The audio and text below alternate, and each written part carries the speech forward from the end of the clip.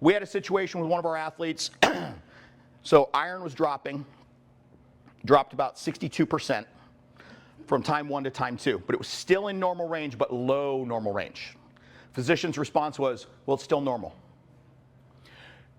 Did the next follow-up 4 weeks later. It dropped about 8%, but now it fell 2 points below normal. Oh, now it's time to do something.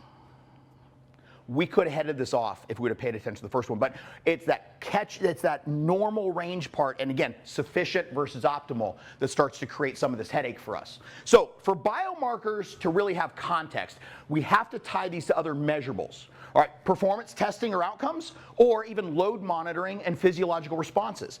One of the challenges when I was working with one of the teams in Major League Baseball is they want to start with biomarkers, and we get the first set back and they go, so what does this mean for baseball? I'm like, I don't know, because you're not measuring anything else. Like, we have no training load data, you have no sleep data, we got nothing. And like, oh. And I'm like, this was my point. So we started to build that in over time, but this is the thing is actually with every team that I've ever worked with, we typically start here. We start with the performance testing, we start with the load monitoring, and then we layered in the biomarkers, realizing we were missing part of the story. Because here's the catch. If you're monitoring training load, okay, look at college sports, you're getting about 2 hours a day of what they're doing, which means I'm missing 22. Biomarkers give me the rest of that picture, because they don't just respond to the training.